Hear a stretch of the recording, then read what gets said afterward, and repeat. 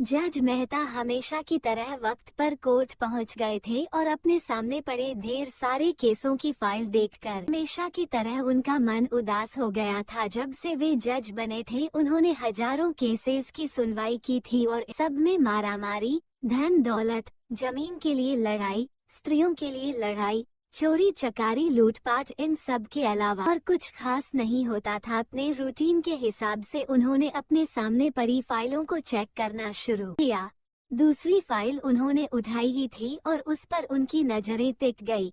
उन्हें ये केस बाकी सब से अलग और खास लगा। उन्होंने इस फाइल को पूरा पढ़ डाला। ये केस एक छोटे भाई ने अपने बड़े भाई पर किया था और केस करने का कारण था मां की कस्टडी पाना। मेहता जी ने सबसे पहले इसी केस की कार्यवाही करने का फैसला किया। कोर्ट में अब हाजिर हो गए। जज ने सबसे पहले छोटे भाई को अपनी बात रखने का मौका दिया। छोटे भाई ने कहा, जज साहब, मेरी उम्र 50 वर्ष है और मेरे बड़े भैया की उम्र 60 वर्ष है। हमारी माँ जो 90 साल की है वह बड़े भाई साथ ही रहती है, लेकिन अब मैं चाहता हूँ कि माँ बाकी के बचे वर्ष मेरे साथ रहकर बिताए। माँ की सेवा करने का मौका अब मुझे मिलना चाहिए। मैंने बड़े भैया को काफी समझाया कि अब आपकी भी उम्र हो चली है, अब आपकी सेहत भी अच्छी नहीं रहती और आप दिल के मरीज भी है। मैं अभी स्वस्थ हूँ, इसलिए बेहतर यही होगा कि माँ की सेवा करने का मौका अब मुझे दिया जाए। वैसे भी माँ पिछले 40 सालों से उनके साथ ही तो रह रही है, क्या मेरा हक नहीं बनता कि माँ मेरे साथ भी रहे? लेकिन बड़े भैया है कि इस बात को मानने के लिए जी नहीं है, इसीलिए मजबूरी में मुझे उन पर केस करना पड़ा। अब बड़े भाई की अपनी बात रखने की बारी थी। बड़े भाई ने कहा, ये बात सच है कि मेरी उम्र 60 साल है। ये बात भी सच है कि अब मेरी सेहत पहले जैसी नहीं रहती, लेकिन उतना ही सच ये भी है कि मैं सिर्फ जिंदा रह पा रहा हूँ तो इसलिए क्योंकि मेरी माँ मेरे पास है।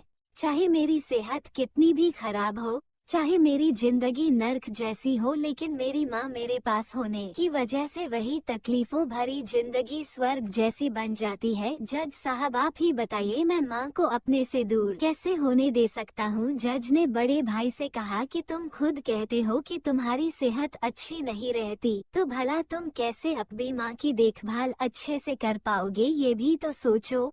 बड़े भाई ने कहा, मैं अपनी माँ की बड़े अच्छे से देखभाल करता हूँ।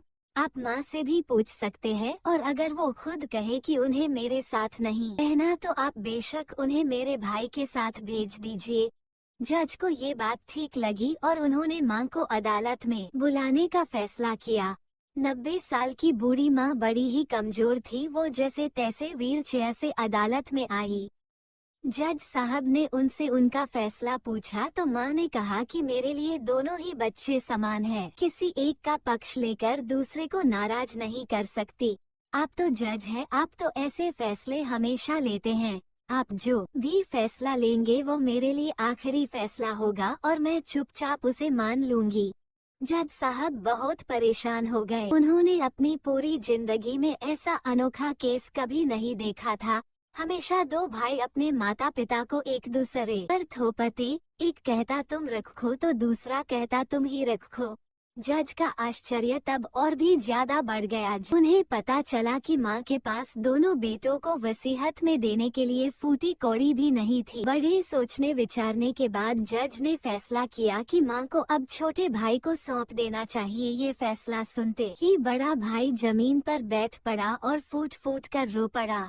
उसे रोता देख कोर्ट में हाजिर सभी के साथ जज आंखों से आंसू बह निकले। दोस्तों, आपने भाई भाई की लड़ाई बहुत देखी होगी, लेकिन जैसे इन दोनों भाइयों ने अपनी माँ के लिए लड़ाई की वैसी अनोखी लड़ाई कभी नहीं देखी होगी। इस कहानी से और इन दोनों भाइयों से चाहिए कि अपने माँ बाप का कर्ज कैसे उतारा जाता है और माँ बाप की सेवा कैसे निस्वार्थ भाव से की जाती है।